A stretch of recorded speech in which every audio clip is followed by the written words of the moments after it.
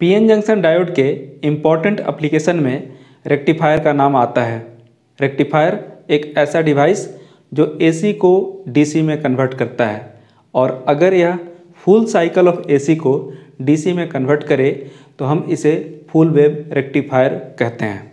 ऐसे रेक्टिफायर उन सभी सर्किट में पाया जाएगा जिन सर्किट में हमने एसी को डीसी में कन्वर्ट किया है, जैसे कि मोबाइल चार्जर और भी बहुत सारे उपकरण ऑपरेटर्स। अब रही बात इसके प्रिंसिपल की, तो सिंपल सा प्रिंसिपल है पीएन जंक्शन डायोड। जैसा कि आपको पहले भी पता था कि दो बायसिंग होती है, एक फॉरवर्ड बायस और दूसरा reverse bias. Forward bias condition में मेजॉरिटी चार्ज कैरियर के फ्लो के कारण इसको कंडक्टिंग स्टेट में कहते हैं। ऐसा कहते हैं कि पीएन जंक्शन डायोड कंडक्ट कर रहा है। और फॉरवर्ड बायस होने के लिए कंडीशन क्या है, पी साइड हाई पोटेंशियल पे और एन साइड लो पोटेंशियल पे होना चाहिए। जैसा कि आपको पीएन जंक्शन डायोड का सिंबल दिख रहा है, ये जो बेस वाला साइड है ये बेसिकली पी साइड होता है और ये लाइन वाला साइड एन साइड होता है। चलिए साथ ही साथ सर्किट डायग्राम की बात करें फुल वेव रेक्टिफायर। तो सबसे पहले हमको अगर एसी सप्लाई देना है तो एसी सप्लाई देने के लिए हमको एक ट्रांसफार्मर की ज़रूरत पड़ेगी, और ये ट्रांसफार्मर का सिंबल है। और ये लाइन जो दिया जा रहा है वो आयरन कोर ट्रांसफार्मर की बात की जा रही है।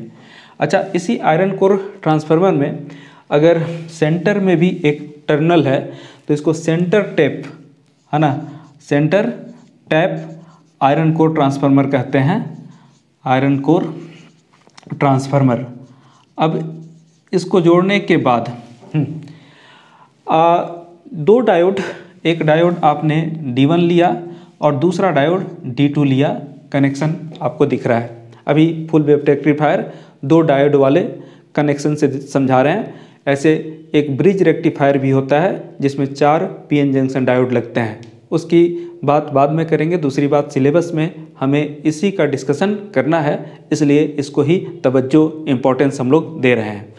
हाँ, तो iron centre tap iron core transformer आपने जोड़ लिया, और ये कनेक्शन जो है बेसिकली एक रेजिस्टेंस, बाहरी रेजिस्टेंस है जिसको हम लोग लोड रेजिस्टेंस कहते हैं। इसी से करंट पास करेगा तो हम आउटपुट मिल रहा है ऐसा कहेंगे। इसके जगह पर हम एलईडी लगा सकते हैं या दूसरा कोई ऐसा इंडिकेटर लगा सकते हैं जो आउटपुट को इंडिकेट करे। अब सबसे पहले एक एंड हम यहाँ पर ए और दूसरा एंड बी मान लेते हैं और सेंटर वाले को सी मान लेते हैं। देखिए, एसी जब सप्लाई करेंगे तो एसी का आपको सिंबल इस तरह से है। हाँ, और अगर हम इनपुट दे रहे हैं ऐसा, तो ये इनपुट हम D1 के लिए मान लेते हैं। अगर सेकेंड डायोड की बात करें, थोड़ा सा समझने वाली बात है कि अगर यहाँ पर +10 वोल्ट है, एज्यूम कीजिए कि ये +10 वोल्ट हमने अप्लाई किया, तो ऑब्वियस है जो दूसरा टर्मिनल है उस पर -10 वोल्ट का पोटेंशियल मिलेगा, और 10 वोल्ट प्लस और 10 वोल्ट माइनस के बीच में C वाला जो पॉइंट होगा वो 0 पे होगा। ठीक है, तो ऐसे केस में हम अगर ऊपर की बात करें तो ये इस तरह का वेव मिलेगा, सप्लाई मिलेगा, और नीचे D2 के लिए देखिए ये उल्टा नेगेटिव हो रहा है, इसलिए हम उसके सप्लाई को कुछ इस तरह से मार्क कर सकते हैं। ये आपका है ना इनपुट हो गया किसका, D2 का। चलिए फर्स्ट वाले केस में अभी जैसा यहाँ पर दिख रहा है, D1 के लिए पॉजिटिव साइकिल, D2 के लिए नेगेटिव साइकिल, मतलब ए जब पॉजिटिव था और बी नेगेटिव था। आपको ये भी मालूम होगा कि एसी अपने हर साइकिल के बाद पोलैरिटी चेंज करते रहता है। अभी इस पोलैरिटी के हिसाब से देखें तो देखिए पी साइड +10 वोल्ट पे है और D1 का एन साइड, D1 का एन साइड इधर से कनेक्शन होते हुए देखिए RL रजिस्टर से थ्रू ऐसे, तो ये C से है ना इनडायरेक्टली कनेक्टेड है, और C से कनेक्शन जो है वो 0 वोल्ट पे है। आपको दिख गया कि P साइड हाई पोटेंशियल पे है और N साइड लो पोटेंशियल पे है, डेफिनेशन फिर से फॉरवर्ड बायस का देख लीजिए, उसके हिसाब से D1 जो है वो फॉरवर्ड बायस कंडीशन में है। ओके, हाँ, तो जब फॉरवर्ड बायस कंडीशन में है तो कंडक्ट करेगा, यानी अब इसके वजह से हमको आउटपुट मिलेगा। अगर आउटपुट मिलता है तो आउटपुट का वेव फॉर्म भी हम दिखा सकते हैं। ये कुछ ऐसा दिखेगा। हाँ, इनपुट में वेरिएशन से आउटपुट भी वेरी करेगा, इसमें कोई डाउट नहीं है, वो वेरिएशन हमको दिखाना पड़ेगा। हाँ, अब इसी साइकिल में, फर्स्ट साइकिल में ही हाफ साइकिल में D2 की बात करें तो D2 देखिए नेगेटिव साइकिल जो दिख रहा है, P साइड नेगेटिव पोटेंशियल पे है और इसका N साइड इधर से कनेक्टेड होते हुए देखिए जंप हुआ है, जंप करके C तक आया है, यानी 0। P साइड -10 पे और N साइड 0 वोल्ट पे, यानी P साइड लो पोटेंशियल पे है, क्योंकि 0 जो है वो -10 से हाई पोटेंशियल है और इसके हिसाब से D2 आपका, हाँ, D2 रिवर्स बायस हो गया। हमने प्रिंसिपल में लिख लिया है कि conducting state forward bias condition में ही कहेंगे, यानी ये मेजॉरिटी चार्ज कैरियर को फ्लो नहीं करने देगा। यानी अगर हम D2 की बात करें तो D2 के वजह से हमको कोई भी, हाँ, आउटपुट नहीं मिलेगा D2 के वजह से। चलिए इसको कलर चेंज कर लेते हैं मैच कराने के लिए। D2 की वजह से कोई भी आउटपुट नहीं मिलेगा, ठीक है। अच्छा, देखिए D1 की वजह से जो करंट था उसका डायरेक्शन शो कर लेते हैं। यहाँ से चलते हुए इस तरह से ऐसे, ठीक है, और ये करंट का डायरेक्शन हो गया हाई पोटेंशियल से लो पोटेंशियल की तरफ। अब सेकेंड साइकिल में बात करें, सेकेंड साइकिल में, सेकेंड हाफ साइकिल में, सेकेंड हाफ साइकिल आपको ये दिख रहा है। इसमें क्या होगा, पोलरिटी बदल जाएगी, तब तक ये नेगेटिव 10 हो जाएगा और ये पॉजिटिव 10 हो जाएगा। बीच का जो C टर्मिनल है, सेंटर टैप वाला टर्मिनल है, वो तो 0 पे ही रहेगा। अब थोड़ा ध्यान से देखें, D1 का P साइड -10 वोल्ट पे और N साइड C से होते हुए इनडायरेक्टली कनेक्टेड है, तो 0 पोटेंशियल पे है, यानी P साइड आपका लो पोटेंशियल पे हो गया, -10 लो है, और N साइड हाई पोटेंशियल पे हो गया। इसका मतलब रिवर्स बायस हो गया।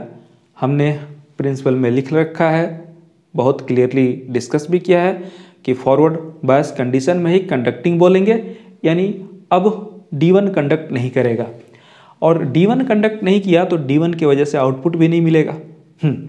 लेकिन अगर आप यहाँ पर ध्यान दें तो ध्यान देंगे तो क्या है कि D2 का +10 वोल्ट P साइड से कनेक्टेड है और 0 वोल्ट जो C से है इनडायरेक्टली देखिएगा कनेक्शन N से है, यानी इस साइकिल में जो सेकेंड डायोड है वो second diode basically forward bias है, यानी वो कंडक्ट करेगा। अब देखिए आउटपुट हमको D1 की वजह से तो नहीं मिल रहा था, लेकिन D2 की वजह से फिर करंट के डायरेक्शन की बात करें, है ना, तो ये इस तरह से पॉजिटिव से कंडक्ट किया, कंडक्ट करके इसी तरह से, यानी इसका भी करंट आप देखो सेम डायरेक्शन में मिलेगा।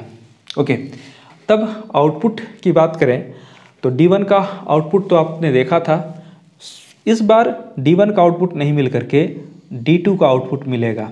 यहाँ पर D1 कंडक्ट किया था, यहाँ पर D2 कंडक्ट किया। अगले साइकिल में फिर से तब तक पोलैरिटी बदल जाएगी, ये पॉजिटिव और ये नेगेटिव। जैसे ही पोलैरिटी बदलेगी, हाँ, D1 forward bias, D2 reverse bias. अब आपको कंडक्शन आपको D1 का मिलेगा, रेड वाले से दिखाया है। नेक्स्ट साइकिल की बात करें, फिर D2 फॉरवर्ड बायस और D1 रिवर्स बायस। तो अब आपका कंडक्शन इस तरह से, यानी अल्टरनेटिवली बारी बारी से एक एक डायोड कंडक्ट करेगा। जब D1 कंडक्ट करेगा तो D2 नहीं, जब D2 कंडक्ट करेगा तो D1 नहीं। ओके, लेकिन इससे हमको मिला क्या, फ़ायदा क्या हुआ कि फाइनली हमको पूरे साइकिल में आउटपुट मिलता रहा, और इसलिए हम इसको क्या कहेंगे, फुल वेव रेक्टिफायर। अगर हाफ वेव में ही मिलता, जैसा कि हाफ वेव रेक्टिफायर में आपने देखा था, तो हाफ वेव रेक्टिफायर कहेंगे। दूसरी बात, हम फ्रीक्वेंसी का डिस्कशन कर लें कि फ्रीक्वेंसी का क्या असर पड़ेगा। तो देखिए हम यहाँ पर इनपुट फ्रीक्वेंसी अगर देखें तो इनपुट फ्रीक्वेंसी और आउटपुट फ्रीक्वेंसी में एक रिलेशन होगा। वो कैसा रिलेशन होगा वो चेक कर लेना ज़रूरी है, कर ही लेते हैं चेक, कोई दिक्कत नहीं। जैसे ऊपर आप देख रहे हो यहाँ तक आपका एक साइकिल है, ठीक है, यहाँ तक एक साइकिल है। एक साइकिल को इसने 2 बार चेंज करके 2 साइकिल में कन्वर्ट कर लिया। ध्यान दीजिए कि एक साइकिल को इसने 2 साइकिल में कन्वर्ट कर लिया।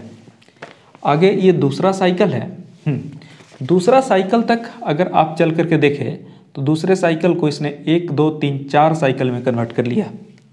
यानी अगर एसी का फ्रीक्वेंसी 50 साइकिल्स पर सेकेंड है, 50 हर्ट्ज है, तो ये जो है डीसी फुल वेव रेक्टिफायर इसका फ्रीक्वेंसी को डबल कर देगा। यानी इनपुट फ्रीक्वेंसी के कंपैरिजन में आउटपुट फ्रीक्वेंसी डबल होगा। इसीलिए आप यहाँ लिख सकते हैं कि 2 into input frequency is equal to output frequency.